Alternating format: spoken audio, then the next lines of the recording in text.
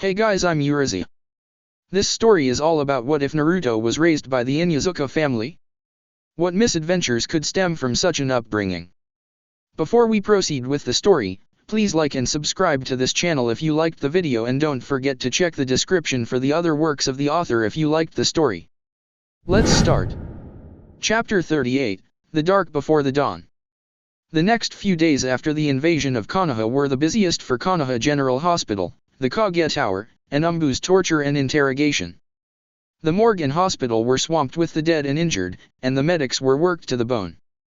Konoha's jail cells were packed to the seams with POWs from Suna and Oto, with guards working on overtime shifts. As for Jiraiya, the interim leader was drowning from the constant flow of request forms from both the civilian and shinobi populations of Konoha. -6 hours after Konoha's victory. As the retrieval team and Sabuka siblings entered Konoha, Temari and Kankuro were immediately taken to custody. Kiba, Naruto, and Gaara were handed over to the medics, with Gaara under Umbu guard. Shikamaru, Tenten, and Shino, all of whom had sustained minor injuries, were allowed to recuperate at home, whereas Akamaru and Aomaru were taken by the medics, who handed them over to the veterinary branch of their profession. Elsewhere, teams of shinobi were escorting the injured and turning out dead bodies all around town, as well as hauling off the captives towards the jail cells. In the clan compounds, the clan heads were now making head counts of their members and listing off those who had been killed. Kakashi and Kurenai had been horrified to find Sasuke's Jonin escorts among the dead, but their worry gave into relief when they saw the Raven walking down the street with Sakura, Lee, and Ino.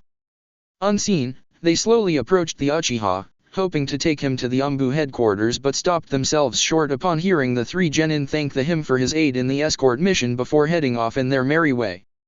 As much as Sasuke deserved to be punished for attempting to kill a fellow Konoha shinobi, he also deserved to be commended for aiding the escort team and saving the lives of his compatriots. Hoping that the latter would save her student's career, Kurenai turned back to log in the Uchiha's turnaround in her mission reports. Kakashi left as well, knowing that the village would most likely choose their precious Uchiha's merits over his near-fatal rage towards the blonde Inuzuka. As the three genin and two jonin went in their separate ways, they never noticed the sinister glint in Sasuke's eyes. Neji, Hinata, and Hanabi were stirred from their fitful sleep by muffled yells and panicked footsteps outside the halls. Fearing something had happened to Hayashi, considering the proximity of the brouhaha by the Hinata's room, Hanabi and Neji loaded the middle Hyuga into a wheelchair and peered out the door. What they saw shook them. While it was not the Hyuga patriarch, it was the just about as bad. Being rushed to intensive care on a gurney was a badly battered Naruto Inuzuka. -9 hours after Konoha's victory. Tsume had just finished counting off the Inuzuka survivors when Hana and the Haimaru brothers came bursting into the room, looking rather frantic. "It's terrible," she gasped out. "Just terrible." "Whatever is the matter, pup?" inquired Kuromaru. "Kiba and Naruto," Hana wheezed. "Hospital. Injured." Upon hearing the news, the Inuzuka matriarch stood up in a flash, knocking over the chair she had been sitting in. "What?" she screeched. "How are they?" "Kiba sustained some cracked ribs, but other than that, he's fine," said Hana, regaining her breath. "But Naruto?" "What about Naruto?" "He's in really bad shape. He has ripped tendons from chakra injection to his legs, numerous cuts, cracks to the ribs and scapula, and a severe case of chakra exhaustion. He's in intensive care right now." Tsume shook with rage at the news. She was so angry that she was literally lost for words. "And Aomaru and Akamaru?" asked Kuromaru, concerned for his son and packmate. He also hoped that any positive news on the two puppies could lower the gravity of Hana's account and provide a bit of consolation for Tsume. "They're better off," reported Hana. "Akamaru has no physical injuries but is also suffering from chakra exhaustion. He's currently at rest. Aomaru has sustained several fractures, but it's nothing we can't fix." "Damn it!" Tsume screamed, punching a nearby wall and startling both her daughter and partner. The impact created a dent on the concrete, and without a word, the Inuzuka matriarch threw on her coat and stormed off to the hospital. Hana, Kuromaru, and the Haimaru triplets winced as the door slammed shut. "Man, that was scary. Though, it could have been worse." 30 minutes later, the hospital doors burst open to reveal a very furious Tsame. Stomping towards the receptionist's desk, she demanded that she be taken to Kiba and Naruto Inuzuka immediately. The frightened receptionist paged the medic in charge and Tsame found herself being led to the public ward. Kiba was there, surrounded by dozens of other patients. His chest was heavily bandaged, but otherwise, the boy was stable. Upon seeing his mother, he gave her a reassuring wave and a thumbs up. Tsame weakly waved back. Next, the medic led the Inuzuka matriarch to the ICU where Naruto was. He was fast asleep and looked very frail with the 4 tubes injected to his arm. He was very weak when he came in here, explained the medic as he picked up the chart. At death's door actually. Tsame tensed at the state emergent. Fortunately, we managed to save him by stabilizing his chakra levels. So far, his cuts are healing slowly but surely. Miraculously, even his snapped tendons are starting to knit. I must say, your son's healing factor is rather astounding. At the rate he's healing, we can move him to a regular ward within 2 to 3 days. Tsame nodded dumbly as she took a seat beside the blonde. Would you like to stay by your son? The medic offered. The Inuzuka matriarch nodded again and began the vigil by her son's bedside. -18 hours after Konoha's victory. Things had cooled down considerably and those who had gone into the emergency shelters were now allowed to return to their homes. Upon arriving home, Kono Amuro was shocked to find his parents in tears and his uncle Asuma trying his best not to cry. Soon enough, he was given the reason for their sorrow. Grandpa Hiruzen had died in the attack. In around the destroyed town, ninja teams were cleaning up the rubble scattered throughout the area. One particular group consisted of Hana Inuzuka and the Himuru triplets, Deidara Yamanaka, and Shivi and Shino Aburame, whose assigned perimeter was the stadium area. As they were hauling off the debris, they were interrupted by the barking of the middle Himuru triplet. "What is it, boy?" asked Hana as she and the rest of the team ran over to the dog. As they approached him, they were surprised to find him pawing a half-buried coffin bearing the kanji for 4 with several shuriken stuck on the lid. What was even more alarming were the muffled cries coming from the inside. "Good Lord, there's someone inside, exclaimed Deidara. "Hurry, let's get him out of there, Scrambling down to the coffin, Hana, the dogs, Shivi, Shino, and Deidara worked with all their might to lug the heavy casket from the debris it was lodged in. They yanked out the shuriken, nailing the lid down and pried it open. Just as they feared, there was someone inside. It was a female Oto genin with long dark hair. She had several seals painted on and was greatly drained and weakened by the jutsu that had been cast on her. Fortunately, despite the severity of her condition, she was still alive. Help me!" she whimpered. "Let's get her to the hospital," said Shivi as Hana and Deidara carefully hoisted the girl out of her would-be tomb. "Shino, go to the Hokage's office and inform Lord Jiraiya that we require his immediate aid." To the Hyuga cousins' great relief, Hayashi had come by that day with nothing more than minor injuries. "How fares the clan, uncle?" asked Neji. "It will survive," Hayashi replied. "The attackers outnumbered us by 6 to 1, but we managed to push them back.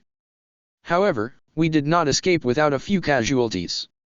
Silence hung in the air as Hinata, Neji, and Hanabi bowed their heads in short repose for the souls of their fallen clansmen. The Hyuga family engaged in some idle chatter for a little while longer before Hayashi sent Neji and Hanabi home to get some proper rest, while he stayed behind to keep an eye on his firstborn. -24 hours after Konoha's victory. Jiraiya released a heavy sigh as he finally nullified the last of the seals on the Oto genin Shivi's team found. The girl was badly traumatized and was in no condition to be subjected to Ibiki's methods. Based on what the girl had gone through, Jiraiya was more than certain that his former teammate had absolutely no intention of letting her live. He sighed again, feeling a sense of pity and empathy for the poor child. She was just like him and Anko betrayed the very man they thought they could trust. If the girl was rehabilitable, he could always ask for Anko's help to convince the girl to join the ranks of Konoha. -60 hours after Konoha's victory. Naruto's eyes slowly fluttered open as they adjusted to the low-watt halogen light hanging over him.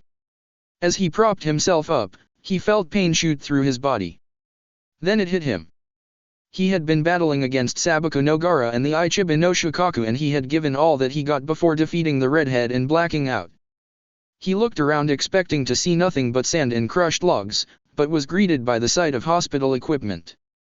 As he took in everything around him, his vision landed on a figure slumped beside him. "Mom!" Naruto whispered, as he gently shook the slumbering Tsume awake. "Mom, wake up." Tsume yawned and rubbed the sleep out of her eyes. "Pup?" she asked, not believing the sight before her. "Pup, is that you?" Naruto nodded in reply and was immediately accosted by hugs and kisses from his mother. "Oh pup," Tsume wept as she hugged her son. "I'm so glad you're alive." "Of course I am, Mom," said Naruto, hugging his mother back. "Why shouldn't I be?" Tsume did not reply, but instead just took in the sweet comfort of knowing that her youngest son was alive and awake. -4 days after Konoha's victory. Shortly after waking up, the medics deemed Naruto ready to be moved to the regular ward. The cuts he had sustained from his fight with Gaara had very much healed and faded, and his chakra levels were now back to normal. The only problem now was his tendons. While they were healing well, the doctor projected that they would not be fully healed until a week and a half. While the duration of the recovery period was quite short, it was still not short enough for the hyper-blonde Inuzuka, who apparently could not wait to be discharged. Putting all that aside, news concerning Naruto's recovery traveled fast. The first people to visit him were his immediate family and relatives. Not long after, he was visited by his friends and fellow genin, followed by Kakashi and Kurenai. It did not take long for the blonde's room to bear a close resemblance to the interior of Yamanaka's flowers. Jiraiya was not just angry. He was infuriated. He had just received word from spies in Suna of a very grisly discovery. The document stated that a merchant caravan that had gotten lost in the desert had somehow stumbled upon the rotting corpses of the Yondaime Kazekage and his bodyguards, impaled by what appeared to be stakes made of bone. Jiraiya knew that recent diplomacies between Konoha and Suna were rocky and that the fourth Kazekage was no saint, but he did not expect that the man would actually stoop to invasion. He could only suspect that a certain snake trader had a hand in the man's delusion and demise. Because Orochimaru was a master of disguise, it was most likely that the Sunanin did not even know that their leader was dead and had been blindly following the biggest traitor in the 5 elemental nations. He silently cursed his former teammate to the highest heaven as he picked up the list of the captured Sunanin. Someone had to break the bad news. -5 days after Konoha's victory. The Sunanin lay about in the prison cells as they waited for news concerning their fate. Already, the cells were half empty compared to how many people there were in day 1. Ibiki, Anko, and their colleagues in torture and interrogation had already rooted out the Oto invaders. A few were expected to be re-educated as a member of Konoha society and perhaps undergo a probationary period. Those were the lucky ones. Most of the other Otonin were almost fanatical in their devotion to Orochimaru. They were either sentenced to death or a lifetime of enslavement at the Fire Daimyo's prison camps. The door opened as Ibiki and Jiraiya entered. The Sunanin could not help but fear for their future as Konoha interim leader and the T&I head stood there in the dim light. "I have some bad news," Jiraiya began. "I knew it," yowled a Sunachinin. "We're going to die." His tirade was immediately cut short by a glare from Ibiki. "My good man, I assure you that nothing of that sort will befall upon you," said Jiraiya. "What I wanted to say was that word from Suna has arrived, stating that your leader, the 4th Kazekage, has been found dead in the middle of the desert." Hushed whispers rose from around the cells, while Temari and Kankuro fell into shock upon hearing the indignity that had befallen their father. Jiraiya continued. "I understand that you were only following orders at the time, so I have contacted the Suna Ninja Council for your release, on the condition that you help us restore the damage to Konoha. Considering what we have done, why would you want to let us go?" asked a female jonin. "While another leader would have had you executed right on the spot, I am not one of them," said the Toad Sage. "Were I to do away with all of you, it would only lead to full-scale war, something that this world can no longer endure." That having been said, both Jiraiya and Ibiki exited the room, leaving the Sunanin to ponder on their fate. -9 days after Konoha's victory. It was raining on the day of the Hokage's funeral. It was as if even the angels were crying for the loss of a great leader. Most of Konoha were gathered at the hero's shrine to mourn the passing of Hiruzen Sarutobi. Standing by the coffin was the late Hokage's immediate family. This included his sons Asuma and Akira, his daughter-in-law Ri, and the honorable grandson, Kano Amaru Sarutobi. They all stood there, silently weeping as the priest blessed the body. Soon afterwards, one by one, the villagers began stepping to offer flowers and prayers to the deceased. Others simply bowed wordlessly as a sign of respect, while others still extended their condolences to the bereaved Sarutobis. Unlike their fellow shinobis, Naruto and Hinata could not attend the funeral. Because their injuries involved their bones and muscles, the medics had strongly advised them to not get it wet. Had the sun been out that day, the two genin would have joined their fellow villagers at the shrine, but because of bad weather, Naruto and Hinata were relegated to spending the day in the Hyuga's stuffy hospital room. The two genin simply watched the falling rain as they faced towards the hero's shrine in silent prayer for the dead Hokage. Naruto gave Hinata's hand a soft squeeze as the young Hyuga wept for the sake of the old man. As he stared off into the distance once more, the blonde Inuzuka eyes steeled as he made a silent vow to work hard and become Hokage. He would make the old man proud. He just hoped Sarutobi was watching him from above. Chapter 39, The Turnover. Several days after the invasion, life in Konoha slowly eased back to normalcy. After paying proper respects to the casualties, most of the village's civilians had reopened their shops for another day of work, paying no heed to the shinobi residents working on the reconstruction effort. Among the hustle and bustle of village life, two kunoichi could be seen walking down the street. The older of the two was already well acquainted with the shinobi and civilian populace alike, but the younger ninja was definitely a new face in town. Her name was Kinchuchi, once a genin under the command of Orochimaru's Oto village. After being rescued by Team Shivi, the young kunoichi was turned over to the custody of Ibiki Marino and Inoichi Yamanaka. After several sessions of therapy and re-education, Kinchuchi was found redeemable enough to join the ranks of Konoha. Embracing her new life, Kin walked past various Konoha landmarks until she reached her destination, downtown Konoha. There, several other genin could be seen helping with the rebuilding effort. "Well, this is it, kiddo," chirped Kin's companion, her current guardian and probation officer, Anko Mitarashi. "The final test." Kin nervously looked at the other genin, busy at their tasks. "But Miss Anko, what if they don't like me? What if they peg me down there with him? Then they'll answer to me," growled the older kunoichi, her eyes growing fierce. "But for the meantime, just get out there and see if you could make a friend or two. If things get ugly, that's where I'll come in." Gulping, Kin courteously approached the nearest genin, a tall brunette sporting sunglasses, and tapped him on the shoulder. "Excuse me," she said. "I heard that Sector 12 was requesting for some extra help." "Indeed," said the boy, turning to face her. And as he did so, his eyebrows shot up in surprise as he recognized the girl before him. You are." Kin paled. Just as when she thought she had made some social progress, she had to run into someone familiar with her previous affiliation. She could see it now. An angry mob going after her, clamoring for the death of the Oto whore. "The Oto kunoichi my father's team rescued," finished the boy. "I am glad to see that you have recuperated." "Your father?" Kin managed, suddenly feeling weak-kneed. "Shivi Aburame," replied the boy. "I'm his son, Shino." "You are?" "Kintushi." "Yes," Shino acknowledged. "You were teammates with that bandaged boy I fought." "He was a formidable opponent." Kin was flabbergasted. Not too long ago, she would have scoffed at the thought of conversing with any of the Konohanin, but here she was striking up a fairly civil dialogue with one. "Why?" she whispered, clenching her fists. Shino raised an eyebrow. "Why what?" "This." Kin cried. "My people invaded your village and killed your Kage, and yet here you are, chatting with me as if nothing ever happened. You're supposed to hate me." "I believe your logic is flawed," Shino spoke in his quiet voice. Kin looked up. "Say that again." "It would be illogical to hate someone who had no direct control over the situation," the Aburame heir explained. "You were merely following your leader's orders, were you not?" Kin nodded, and a very slight smile illuminated Shino's features. There you have it.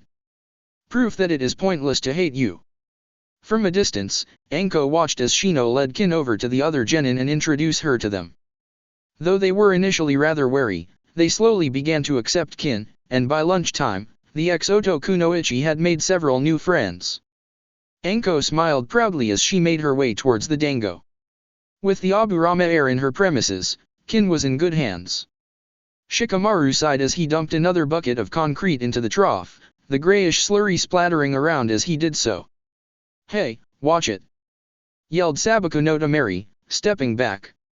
"I wouldn't have to if you weren't standing so close," muttered Shikamaru. "Troublesome windbag." "What was that?" "I said you have a nice handbag," said the lazy Nara, scraping his bucket clean. "Hey guys!" called a loud yet endearing voice. The gathered genin looked up to see Naruto Inuzuka and his nindog running up towards them. "Good morning," greeted a quieter voice. Tamari and Kankuro whipped around in fear as their youngest brother appeared in a swirl of sand. Shikamaru and Team Guy, who was present, immediately shifted into their battle stances. Seeing this, Naruto jumped to the redhead's defense. "Whoa, guys. Chill. Gaara's not here for a bloodbath." Reluctantly, the Konoha genin dropped their guard. "That'd be the day," Kankuro spoke in a disbelieving tone. "The kid's been living off blood and fear for as long as I can remember." "No offense, Gaara." "None taken," said the Tsunejin hierarchy. "None taken." Tamari repeated. "Who are you and what have you done with our youngest brother?" The sand around Gaara flared. "Nothing. I am Gaara." "I don't believe you," Kankuro burst out. "The Gaara I know wouldn't be this easygoing." "Kankuro, this is Gaara," Naruto explained as firmly as he could. Lord Jiraiya managed to fix his seal. Tamari's eyes widened. "Seriously?" "Yes," Gaara confirmed. "Asleep or awake, Shukaku no longer has any influence over me." By now, Kankuro was making a magnificent impression of a fish. "You sleep now." Crying tears of joy, Tamari swiftly enveloped both her brothers in a hug. "You don't know for how long I have dreamed of this day," she murmured. "Why are you bringing me into this?" Kankuro wailed, trying to wriggle out of his sister's embrace. Tamari simply hugged him tighter, while Gaara gave him a watered-down version of his death glare. "Kankuro, just shut up and enjoy the moment." "Ah. Isn't this sweet?" Tenten cooed, observing the family moment before her. "I absolutely agree," Lee proclaimed, pumping his fist. "Gaara-kun's reconciliation with his family is like a desert lily blooming in the springtime of youth." Lee's outburst startled the Sabaku siblings out of their embrace, as all three were now giving the hyperactive boy a strange look. "Desert lily?" Kankuro asked, scratching his head. "Springtime of youth," Tamari repeated, trying to understand the meaning of the words. "Is this normal?" Gaara asked, just as confused as his siblings. A collective sigh came from the Konoha genin. "Yes. Always," Tenten supplanted. "That'd be the understatement of the century," Shikamaru muttered. At this, peals of quiet laughter erupted from those present, except one. "This is absurd," Neji shouted, standing up.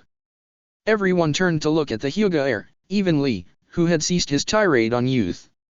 "What is?" asked Tenten. "You accepting this?" "This sandrat," Neji hissed, pointing an accusing finger towards Gaara. "Neji!" Lee and Tenten gasped in unison. Shikamaru looked at the Hyuga, before shaking his head and muttering under his breath. "Hey! You can't talk about my brother like that!" yelled Tamari, jumping to Gaara's defense. "He may have mellowed out, but he could still squash you like a grape," Kankuro added. Neji turned to the two older Sabaku siblings. "In the exact same manner that landed my cousin in the hospital." He spat. "Hyuga-san. About your cousin," Gaara began, feeling rather guilty. Byakugan flaring, Neji spun towards the Tsunejin hierarchy. "Save it. I have nothing to say to you." He then turned to Naruto. "And for you to so easily forgive this freak for hurting my cousin, your teammate does Hinata's condition mean so little. The Sentence was cut off when Naruto's fist caught Neji's jaw in a vicious right hook. Stormy lavender orbs locked against furious blue. Did you just hit me, Inuzuka? Your point being, Hyuga?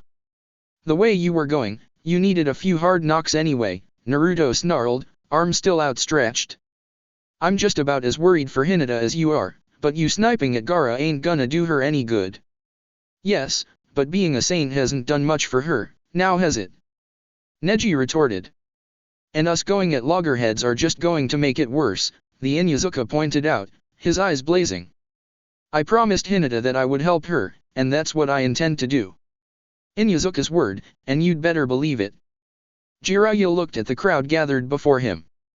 Now that everyone on the Konoha Ninja Council is here and accounted for, I would like to get down to business. Long story short, it's high time we elect a new Hokage. Well, we won't have to look very far. We have our candidate right here, declared the Endo clan head. You were both a student and mentor to Kages, am I right, Lord Jiraiya? All eyes turned to the speaker. You don't mean Dash? Yes. Endo boomed. I nominate Jiraiya to serve as the Godame Hokage. Are you crazy? Snapped Same Inuzuka, standing up. Do you have any idea what will happen if we elect this pervert as the Godame? Jiraiya looked offended. Hey, I'm not a pervert. I'm a super pervert. And that's the reason we don't want you to be the Godame. Same declared. I agree with Lady Inuzuka, said the Fujita clan head, who was also a woman. Heaven knows what will happen if Jiraiya were to be the next Hokage. Okay, enough, thundered Hayashi Hyuga. As hilarious as it is to poke fun at our interim leader's questionable hobbies, we are actually here on serious matters. Also, Lord Jiraiya has already declined the Hokage's title in favor for his spy network. What about Danzo Shimura? Piped up the Mazaka clan head. He was on par with the late Sandaime. Upon hearing his name, the old warhawk's lips twisted into a shadowy smile. Shikaku Nara shot down the idea. Too old. And his modus is a tad too aggressive. We need a more diplomatic candidate. How about Ibiki Marino? Suggested the Kurama clan head. He can read a person like an open book, and he's a strategic thinker to boot. He'd make an excellent leader. Inoichi Yamanaka shook his head. While these merits are true of Marino, the fact remains that he's the head of torture and interrogation. We need a charismatic leader, not a boogeyman. I nominate Kakashi Hatake, called the Ryama clan head. He's even younger than Marino, has an impressive mission record, and was the Yondame's student. Unfortunately, he also has the habit of being chronically late and fairly tactless, Shivi stated blandly. For the next 2 hours, several names were nominated, but each and every one of the candidates seemed to lack a certain merit. It was then at this point that Jiraiya came to his ultimatum. If we can't get a Hokage from within the village, I guess we'll have to look for one outside the village. Jiraiya, you don't mean Dash, Koharu Yudin began. That's right, boomed the Toad Sage. It's time for Tsunade Senju to return home and claim her birthright. But she's been gone for 15 years, Chauza put it. We don't even know if she's still alive. Jiraiya's normally lax visage stiffened. My good counsel, I can very well attest that she is alive and well. Or have you all forgotten what I specialize in? Even so, who will bring her back? Argued Homura Mitokato. The senior Jonin and clan heads are too busy with domestic affairs, and most of the active Hunternin and Umbu were merely children when she left. They probably don't even remember what she looks like. Well, you're looking at him, replied the Toad Sage. If that is the case, who will be leading the village in your absence? Asked Danzo. Yes, Lord Shimura raises a good point, Fujita interjected. If you are to leave the village to look for Lady Senju, someone has to take your place. Jiraiya pulled out a scroll and unfurled it. Done and done. In lieu of my absence, the leadership of Konoha will fall under Hayashi Hyuga and Same Inuzuka. Lord Hyuga will be handling civilian matters, whereas Lady Inuzuka will be in charge of the shinobi aspect. Now that the issue has been resolved, this meeting is adjourned. Have a good day. Chapter 40, Preparations. Jiraiya was scribbling down ideas for his next Icha-Icha paradise when the door burst open to reveal a furious Tsume. What is the meaning of this? Tsume gritted out, holding out a scroll. That, my dear, is a summons, Jiraiya replied. You send it to people when you have important things to discuss with them. I know that. Snapped the Inuzuka matriarch. She opened the scroll and pointed to the name to which the summons addressee. What I want to know is why my son was roped into your search mission. We have hunter nin for this kind of work. That's just the thing, Jiraiya explained. Tsunade is not a missing nin, and to send hunter nin after her would just make her distance herself from Konoha even more. And concerning Naruto, he is doing this for his friend, and his voice dropped to a whisper. There is a group that is after him. You may have heard of the Akatsuki, perchance. Tsume nodded. I may have, in passing. But I still don't see what it has to do with the pup. Everything, actually, Jiraiya answered, his voice grim. Their goal is to capture all 9 Biju and unleash their power into the world. Ever since the Red Chakra reports have been floating around, there has been a spike in Akatsuki activity. Naruto is in danger. But how would they even know who he is? Asked Tsume. The only people who know of Naruto's tenant are you, me, Hayashi, the Inoshikajo trio, Shivi, the late Mikoto, Kakashi, Kurenai, Kiba, Hana, the late third Hokage, and Naruto himself. They have their ways, replied the Toad Sage. They're a crafty bunch, the Akatsuki.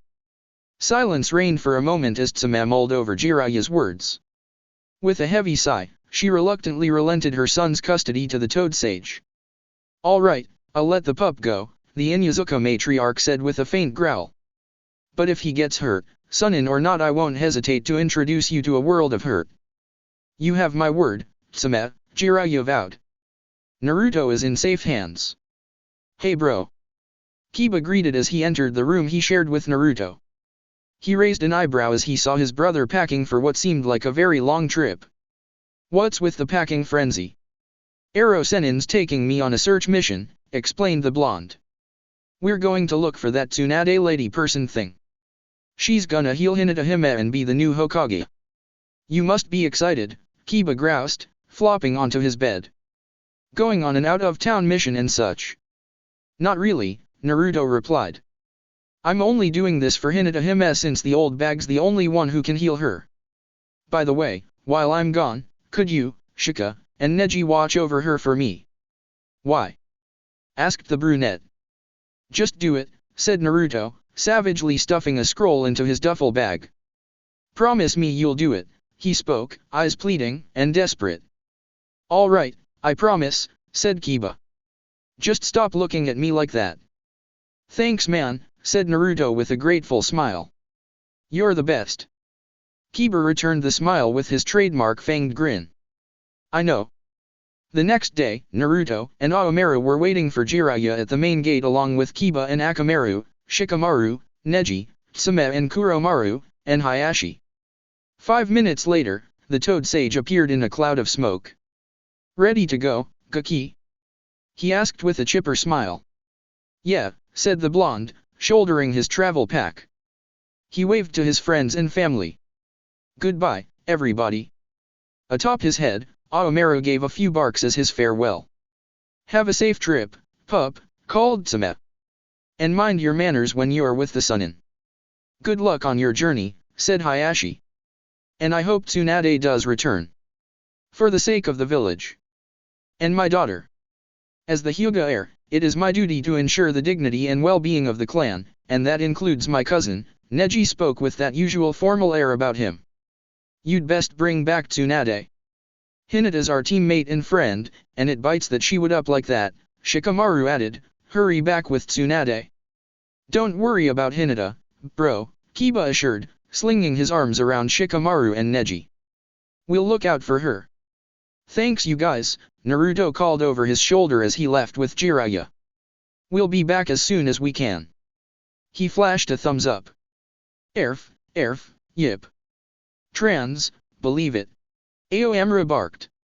Several hours after Jiraiya, Naruto, and Aomaru left, a pair of figures approached the gates of Konoha. One was significantly taller than the other, had pale blue skin, and carried a large, bandaged sword on his back. Both figures wore black cloaks with red cloud prints and oversized straw hats. "Halt! Who goes there?" called the Chunin guard. The smaller figure was the one who replied. "We are traveling merchants. I am Yuzui, and this is my partner Cho. We are here to do business." "I'm very sorry, sirs," said the Chunin. "Because of the recent invasion, Konoha is experiencing a closed-door policy for the moment. Foreign traders are barred from entry." He took a closer look at the smaller person. "You know, you look kinda familiar, kinda like Dash." But before the Chunin could finish, the small figure cut him off, eyes flashing crimson as he spoke. "Our business is urgent. You will give us admittance." "My apologies," said the Chunin in a trance. "Welcome to Konoha. Please enjoy your visit." Grunted the first man as he walked through the double doors. "Don't mind if we do," chuckled the tall figure as he followed his companion. "Hey Itachi," whispered the taller man. "Are you sure this Naruto Inuzuka kid is the Jinchuriki? We might be on a wild goose chase. From all the reports I've heard, the Biju that attacked Konoha was killed." "Don't be a fool, Kisame," said the character now known as Itachi. "Despite what they say, the body has never been found, and Zetsu himself said he saw Naruto Inuzuka summon the power of a Biju during his fight with Sabaku no Gaara." "Even if he was the Jinchuriki," asked the one called Kisame, "how do we find him? I mean, we've never met the kid a day in our lives." "Fortunately, I have," replied Itachi. "I have encountered him several times during the time I spent here. In fact, I was once his sister's classmate. And there's a ramen stand that he frequents. Hopefully, he will be there." Kisame flashed a sharky grin. "Heh, looks like this is our lucky break after all." By mid-afternoon, the blonde Inuzuka and his white-haired companion had reached a small village.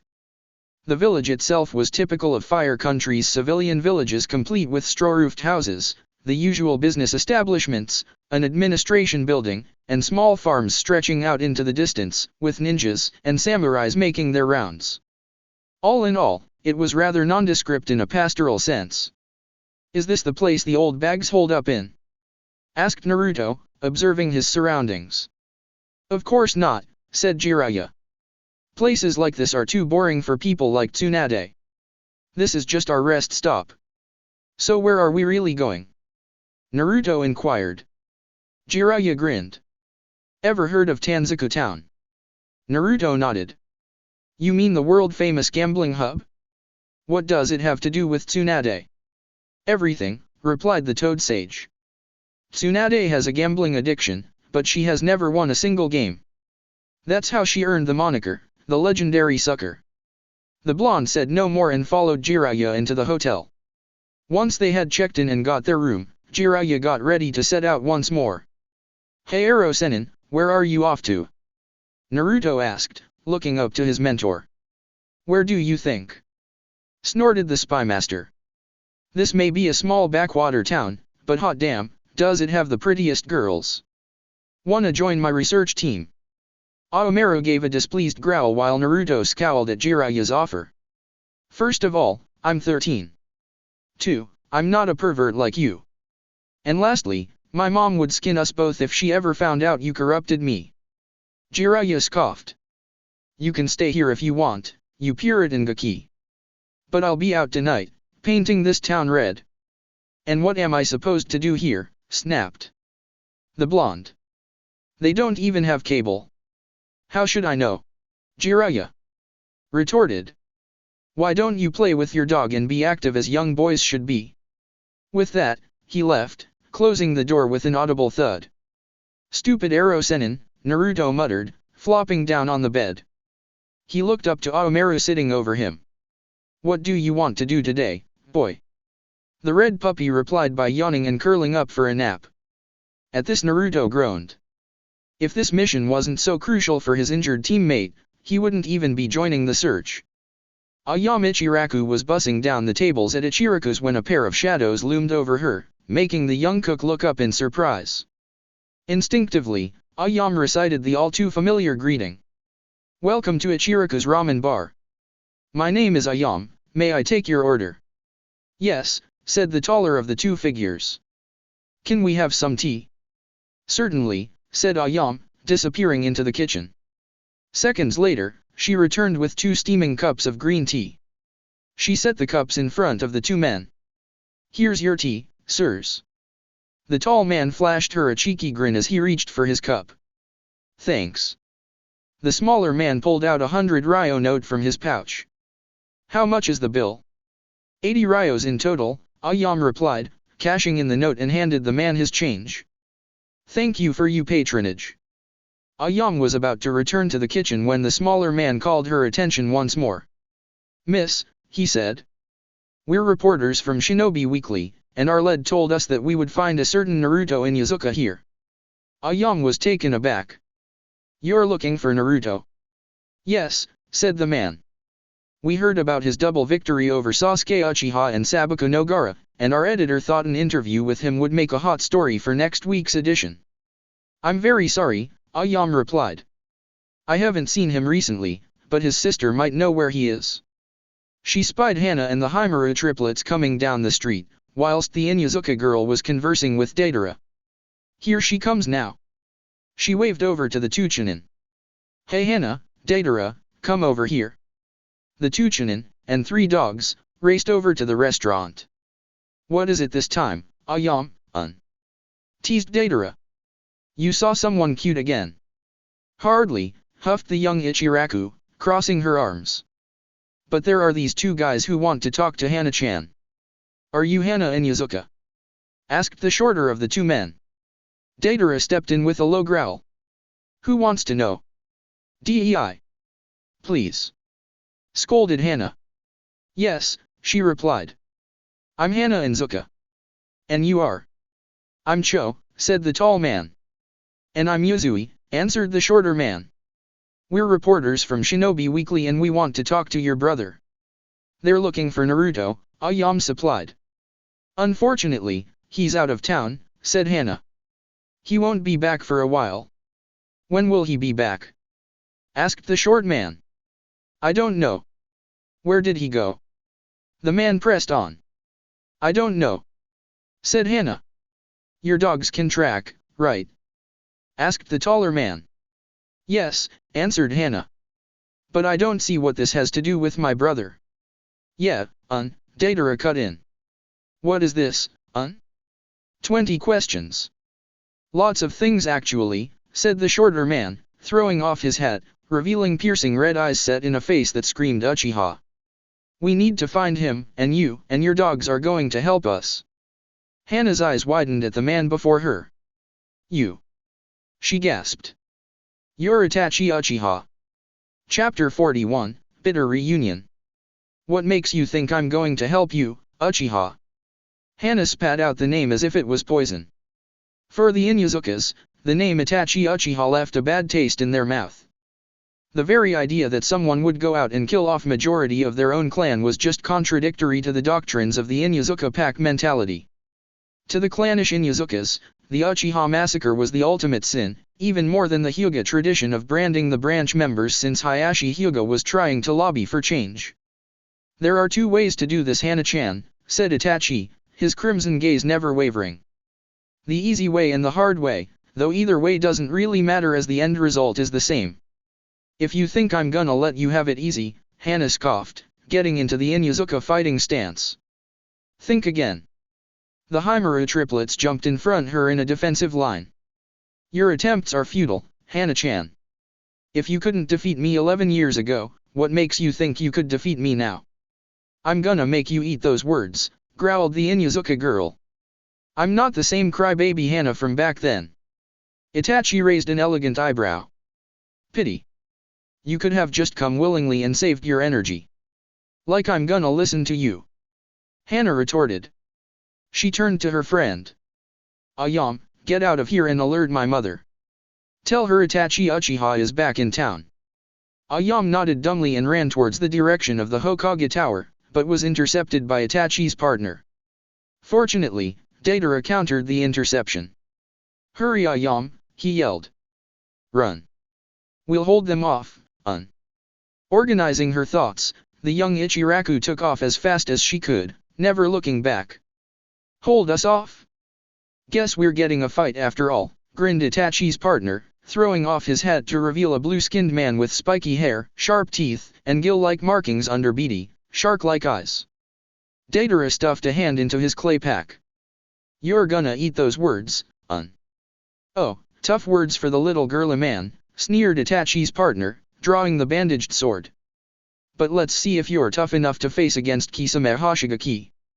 As Ayame made her way towards the Kage Tower, she passed by an off-duty teammate, who looked on in surprise.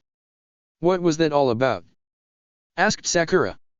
She didn't even say hello. Kiba shrugged. Beats me. Sakura looked on at the direction that the young Ichiraku ran to. Whatever it was, it sure made her hurry. Woof. Let's go check it out, barked Akamaru. Kiba beamed. That's a great idea, boy. Let's do that. What's a great idea, Yojire Tonkeki? Asked Sasuke. Kiba frowned at the Uchiha heir. First of all, you're a real teme, and secondly, Akamaru was suggesting that we could go over to Ichiraku's to see what could have made Ayame Neshin run like that. That is a great idea. Sakura chirped. What are we waiting for? Let's go. However, Team 8's foray to Ichiraku's was not what they expected. The area was waterlogged and dotted with explosion craters, and the Ichiraku establishment itself bore the telltale marks of its Uga. What happened here? Asked Sakura. I can't really say for sure, Kiba replied. But judging by the scent, I'd say that Hana was here not too long ago, but there's only one way to be sure. He set Akamaru down. Sniff him out, boy. Putting his best asset to work, Akamaru began to trace out Hana's scent among the others. As he tracked it down, he found that the scent was moving towards Konoha's bridge area. Looking up, he gave a yip of discovery. He's found the source, Kiba called. Come on. As soon as they reached the bridge area, they were shocked to find Deidara lobbing bombs and rocks at a blue-skinned man, while Hana was engaged against the one man who had done in an entire clan overnight. Sasuke's eyes bled crimson upon seeing Hana's opponent. Itachi Uchiha. He growled, charging towards the older Uchiha with a Chidori. You will die today. Tsame was looking through the mission files when a frantic Ayame came flying through the door, struggling to get through the Chunin guards posted outside. You can't get in there. Yelled a goateed Chunin by the name of Iwashi Tatami, blocking off the entrance to the mission room. But it's important. Yelled Ayame. Well, whatever it is you can direct it to Lord Hayashi, said the second Chunin, a bandaged man named Tonbo Tobitake. He's in charge of civilian affairs. But this isn't a civilian affair. Ayame insisted. Hana Inuzuka and Deidara Yamanaka are currently engaged against Itachi Uchiha and some blue-skinned Kirinin. At the name, all activity within the mission room ceased. The two Chunin at the door let an audible gasp, and a Takujo at the front desk nearly dropped the folder she was holding, while another literally spat out the tea he was drinking.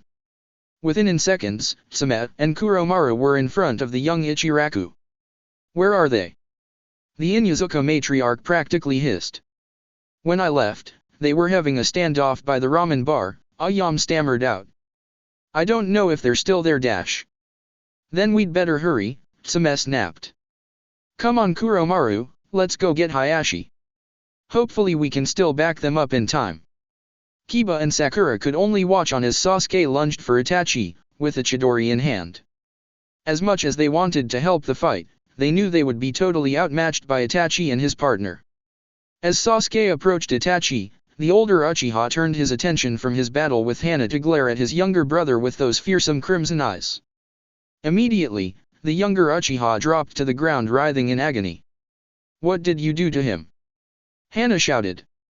Just a little genjutsu, Itachi replied. Nothing significant. Nothing significant. Hana yelled back. You put a genjutsu on your own flesh and blood. Kiba was appalled at Itachi's ruthlessness towards his own brother, and although he was still peeved at Sasuke towards his actions towards Naruto, the Inuzuka clan code stated that teammates were technically pack members and the brunette was obliged to help. Unfortunately, genjutsu had never been his forte. Seeing that Kiba could do squat, Sakura took it to her hands to aid her teammate. Setting her hands into the ram seal, she whispered, "Kai." Nothing happened. Perplexed, Sakura repeated the hand sign and the command, this time louder. Still, Sasuke's tormented expression never relented. "Foolish child," scoffed Itachi. "The dispelling technique does not work on the Tsukiyomi. It can only be broken if I make it so." Hana threw a punch towards the elder Uchiha brother. "I can't believe you. Drop the genjutsu now. Can't you see you're hurting the poor kid?" Itachi countered the blow with little to no effort, throwing Hana back. "He is weak. He lacks hatred. He will never defeat me unless he follows the path of hatred." The Tsukiyomi world. Sasuke looked around to find himself in the Uchiha district. However, unlike the empty shell that he had come to know as home, the Uchiha district he was standing in was vibrant with life. All around the place, the other Uchihas, ninja, and civilian, were conversing, gossiping, and even laughing amongst themselves. They were going about their daily business as usual. Suddenly, the blissful tranquility was cut short as three Uchihas abruptly fell dead. Sasuke looked up to see Itachi standing over them, a bloody Nodoki in hand. The young Uchiha could only watch the bloody spectacle in horror as the other Uchihas began fall by twos and threes. The icing on the cake was when Sasuke found himself in the Uchiha main house. His parents were sitting at a low table, quietly conversing when Itachi came in. At this point, Sasuke had enough. "Stop!" he screamed. "No more. I'm afraid I can't do that, little brother," came Itachi's disembodied voice. "In this world, whatever I say goes." With a quick swipe of his Nodoki, Vision Itachi cleanly beheaded the Uchiha clan head and his wife. "No. Yes." Itachi murmured. "And just so you know, Sasuke, you still have 71 hours to go. The real world." Katsu. Deidara detonated 7 more bug bombs in succession, but even then, it did not seem to faze the one called Kisame. In fact, if the blonde bomber didn't know better, the blue man was actually enjoying it. "Well, you're the first person to have given me a good fight in a long while," said Kisame, grinning. "Maybe if you survive this, I can put in a good word for you, and leader will let you join the Akatsuki." "Not in this lifetime, ya freaky fish guy!" yelled the Exiwanin. "Doton, Doju Hashira, Earth Release, Pillars of Earth." "Nice try, kid," sneered the renegade Kirinin, dodging ramps springing out of the ground. "But not good enough. I'll show you how the big boys use the Doton." Doku Senkau. Kisame sank underground within the command, the only thing sticking out was the upper blade of his sword. As he moved towards Deidara, the blonde noticed that the jutsu was a semblance of a shark moving through the water. But as Kisame was moving through the earth, that only put Deidara to the advantage. The jutsu the fishman was using could easily be countered by a tremor-inducing Doton, and being from Iwa, Deidara knew a bunch. "Retsu Doton dash!" shouted the blonde, intending to bury Kisame alive, but the command was cut short when the blue man suddenly jumped out of the ground, his blade clipping Deidara. Throughout his ninja career, Deidara had seen a lot of strange and bizarre things, but what he was experiencing now definitely took the cake. While Kisame's sword had swiped the blonde's arm, the offended area did not slice open but instead received a good chunk of scraped skin. To make things worse, when the sword had made contact, Deidara felt some of his chakra drain out. "The heck?" Deidara asked himself, taken aback by the anomaly. Kisame grinned at Deidara's perplexed expression. "My Samehada is no ordinary sword. First and foremost, it doesn't cut, it shaves. Secondly, it has the ability to absorb chakra. A nifty killing machine, don't ya think?" The Tsukiyomi world. Sasuke watched Vision Itachi decimate the Uchiha clan all over again, his mind breaking as the scene continued. As the scene played back to where Vision Itachi was just about to kill the Uchiha clan head and his wife, something in Sasuke snapped. The cursed seal began to glow and the black marks began to spread over the young Uchiha's body. "That's enough!" Sasuke screamed. "Get out of my head!" At the scream, the genjutsu faltered, and there was a shaft of light, a sign that the illusion was weakening. Not long after, there were more beams of light and the vision dispelled. For the first time in shinobi history, someone had broken the Tsukiyomi's grip. The real world. Look, it's happening again. Kiba shouted as he found the black markings crawl over the convulsing Sasuke. I thought you said they sealed it up. Sakura yelled back, panicking slightly. That's what I thought. All this is just messed up. Sakura took a deep breath to think things through. Ayam was running towards the Hokage Tower, right? Kiba frowned. Yeah, what about it? I think your sister sent her to call for backup. Should they arrive, they could help Sasuke and quickly dispatch of the attackers. Until then, I can only try my best to stabilize him with a calming jutsu. The Inuzuka heir nodded dumbly as he guarded Sakura against the possibility of collateral damage from the surrounding battle. Hana gave a frustrated growl as she and her beast clones unleashed another flurry of kicks and punches towards the older Uchiha brother. Your agility has well improved, Hana-chan, said Attack, masterfully evading each strike. But you are still outmatched. Think again, Uchiha. Hana shouted. Shihukatsuga. Acting quickly, the Inuzuka girl and her partners formed 4 drills that barreled into Itachi. However, the Uchiha clan killer simply jumped out of the way, and the drills dove into each other, resulting in Hana and the beast clones to collide and be thrown onto their backs from the impact. I commend you for your efforts, Hana-chan, said Itachi, his Sharingan flashing. But like I said, it was a losing battle to begin with. You and your dogs are coming with us. Never. Hana snarled, clenching her eyes shut. You're biting off more than you could ever chew, Hana-chan, said Itachi, grabbing the tattooed girl's chin and forcing her eyes open to look into the spinning crimson orbs. Just do as I say. At this point, Kiba could no stand in the sidelines. S-rank or not, no one messed around with his sister and got away scot-free. Oi! Kiba yelled, the Shiraga unsheathed. Hands off my sister!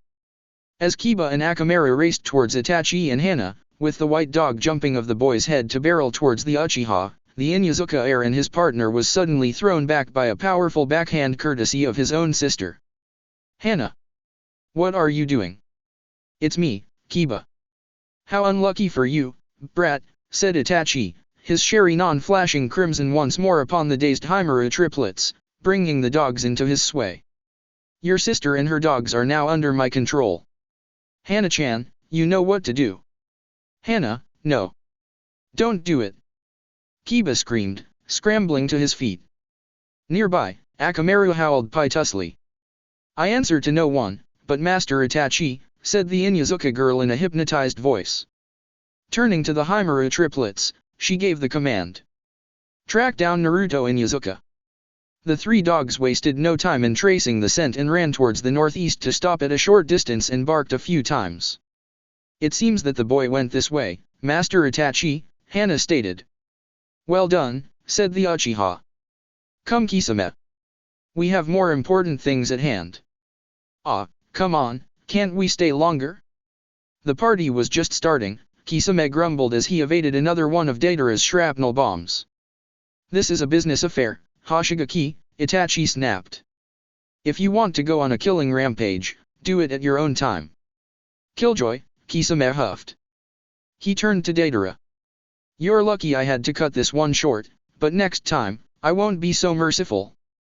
He quickly tailed after Hana and Itachi to search for their quarry as Deidara and Kiba could only look on helplessly. When Tsame and Hayashi arrived, they were already too late. As soon as they reached the spot where the fight had occurred, all they could see was a furious Kiba and Deidara, wallowing in self-pity, while Sakura was struggling to calm Sasuke. Of Hana, Itachi, or the blue man in Ayam's report, there was no sign. The Inuzuka matriarch let out a howl of rage, worry, and sorrow. Her daughter had been taken, her son had been emotionally crushed, and a genin under her jurisdiction had undergone great mental distress. To make things worse, with a pair of S-class criminals hot on his trail, Tsame Inuzuka's second son was in grave danger. Chapter 42, The Big Bad and the Blue. Tsame was beside herself with fury. With Hana in Itachi's hands and Naruto as a target for the Akatsuki, she was tempted to go after the wayward Uchiha and stop him herself. However, despite the effectiveness of the idea, Tsame knew she could not leave. First of all, Naruto was in good hands with Jiraiya, and the Toad Sage was a wily one. Secondly, she had been entrusted with the shinobi affairs, so she could not just up and leave. Lastly, Hana was a strong, spirited girl. If the Genin Sasuke was able to break through the Tsukiyomi, the Chunin Hana should be able to break through a no-name mind control genjutsu. As her decisions debated within her mind, Tsume gave a frustrated snarl and slammed her fist on the table. "Mom!" Tsume turned around to see Kiba, Akamaru, and Kuromaru looking at her worriedly. Sighing heavily, the Inuzuka matriarch beckoned them to her. As the remaining Inuzuka sibling slowly approached his mother, he suddenly broke into a run and enveloped her into a hug. The action and its doer took Tsume by surprise. Usually, it was either Naruto or Hana who sought the comforting gesture, but this time, it was Kiba. Kiba, who constantly claimed that hugs were for little kids and that he was too old for either do or receive one, was hugging his mother.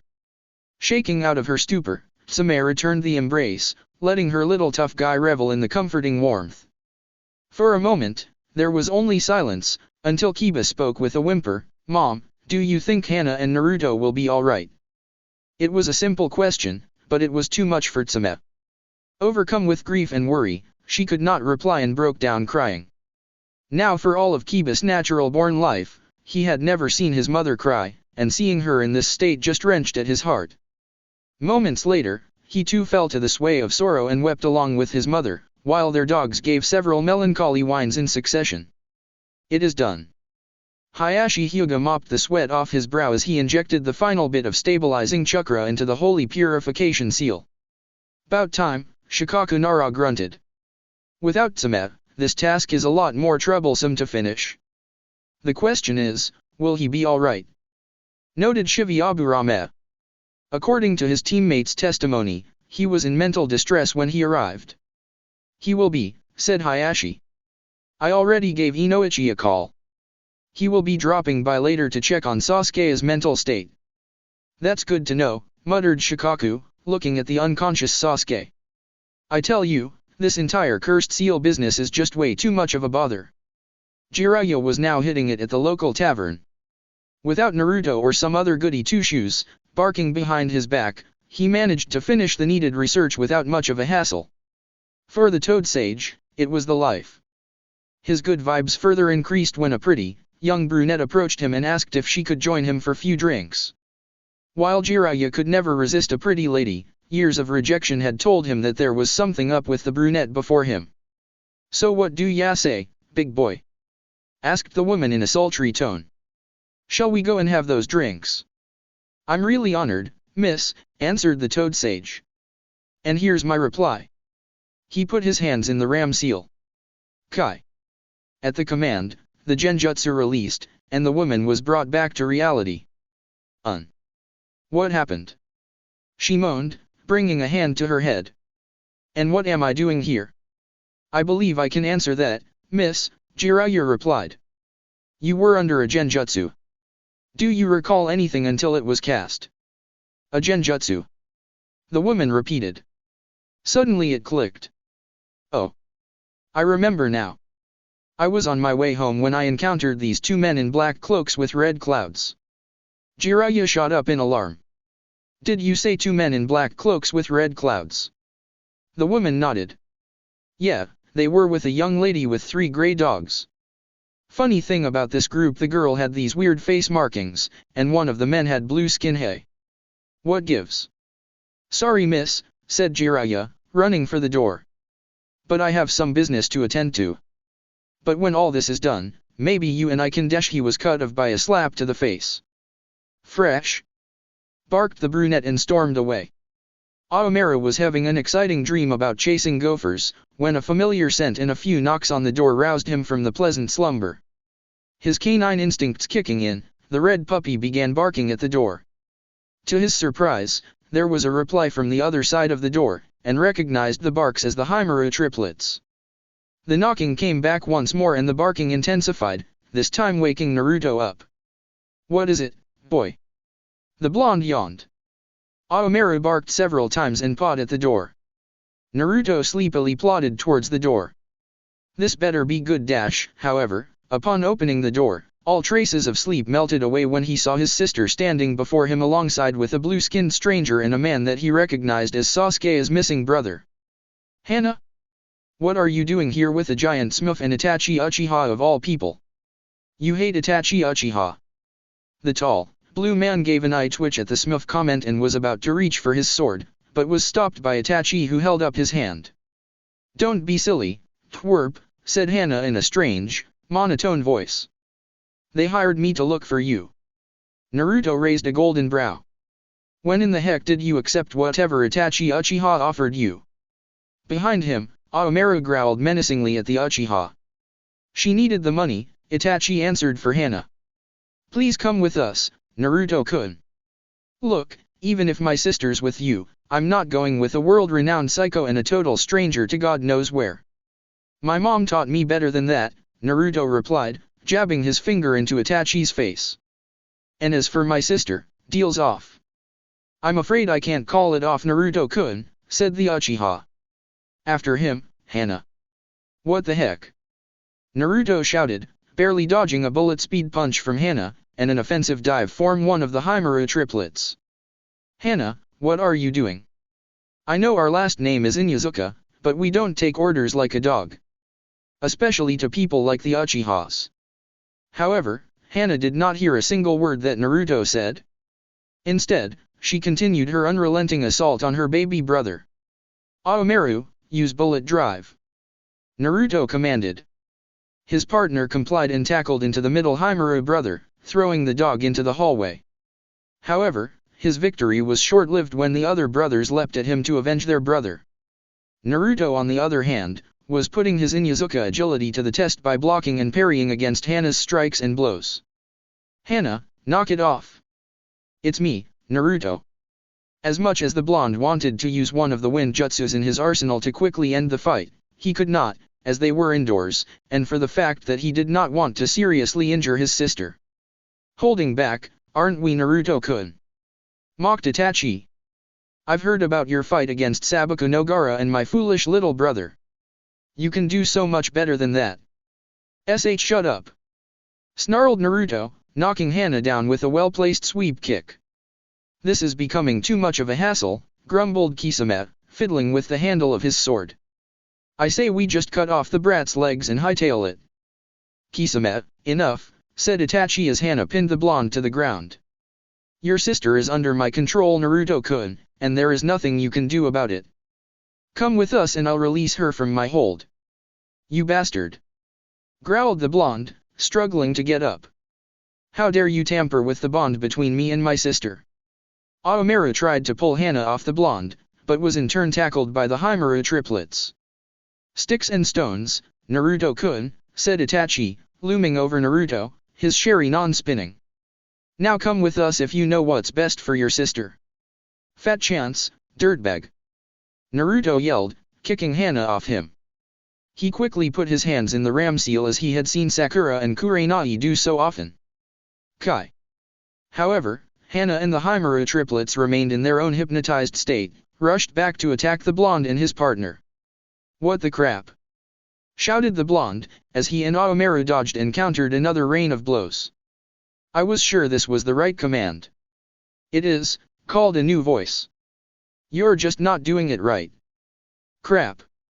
It's Jiraiya of the Sunin, snarled Kisame. Arrow Senin. Naruto cried, for once relieved to see the Toad Sage. You betcha. Jiraiya grinned, flashing one of his ridiculous poses. You're supposed to do it like this, Kai. Finally, the genjutsu that held Hana and her partners dispelled and the Inuzuka girl sat up with a bleary look in her eyes. What gives? She murmured, bringing a hand to her head. Why do I feel like I just got hit by a ton of rocks? Good to see you're back, sis. Hana's brow furrowed at the sight of her youngest brother. Naruto?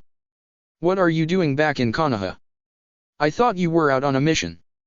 I am, replied the blonde. Apparently, you were lured out by Itachi Uchiha and wound up here on the mission with me. Suddenly, the memories came flooding back to Hana, and the older dognin clutched her throbbing head once more.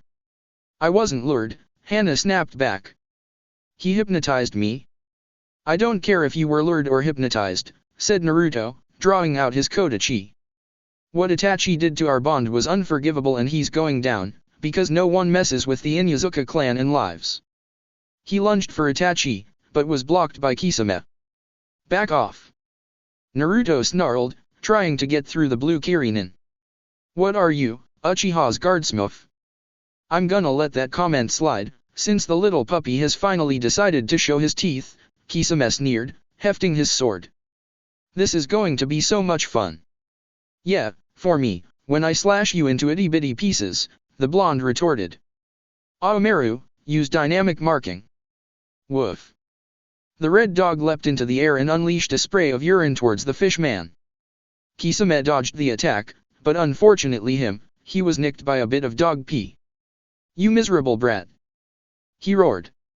You'll rue the day you decided to pull this little stunt. Nuh a fish face, retorted the blonde. It's you who'll rue the day when you decided to tamper with the Inuzuka bond. Kenjutsu, Senpyu no Yaiba. Naruto turned into a quick-moving whirlwind that literally took Kisame by storm. There were several resounding echoes when the Kodachi clanged against the Kirinin's sword repeatedly. For a moment, Naruto looked like he was going to break through Kisame's defense, but the older swordsman had other tricks up his sleeve. With a sweep and a flourish, Kisame maneuvered his sword in a manner that grazed past Naruto. As the blonde dropped to a knee from the searing pain and the chakra loss, Kisame took it as his chance to capture the boy. However, he did not expect Hana Inuzuka to get in the way. Using the remaining bit of her Inuzuka agility, Hana dove past Kisame and grabbed Naruto before the blue man did. This has gone far enough, said Jiraiya. Hana, take Naruto and get out of here. These punks are too dangerous for you two to deal alone. But Lord Jiraiya Hana argued. Go. Command the Toad Sage. Hana reluctantly complied and dragged Naruto out of the hallway, leaving Jiraiya to face Itachi and Kisame on his lonesome. Getting senile aren't we, Lord Jiraiya? Itachi taunted. We are S-rank missing nin. There is no way you can defeat us on your own. Yeah, Kisame barked out a mocking laugh. Especially since that there is two of us, and only one of you. Despite the taunts, Jiraiya remained unfazed. Whoever said I was the one who was gonna take you out? Kuchi Yase, Gamaguchi Shibari. Instead of the hallway of a cheap hotel, Itachi and Kisame suddenly found themselves in a slimy, squishy, pink tunnel. At the exit, Jiraiya's white mane peeked through. Have fun inside, boys. No sooner than the statement was said, the exit closed off, leaving Itachi and Kisame trapped. Not long after, the walls began to move and acid began spewing through. The two Akatsuki members ran through the tunnel, dodging acid pools and flailing tentacles as they searched for another exit. Just then, the walls began to contract with the intent of crushing the two men. Unknown to many, Kisame was a tad bit claustrophobic, and tight, cramped spaces often resulted into panic attacks for the ex-Kirinin. Where's the $& exit? Screamed the blue man. The wall of meat is closing in on us. Kisame, shut up, monotoned Itachi. We've been through much worse. We can get out of this. Easy for you to say, insisted the swordsman. You're not claustrophobic. As the walls inched closer, the blue-skinned Kirinin could see his life flash before his eyes. Great, muttered Kisame. We're going to get done in by a freakin' frog.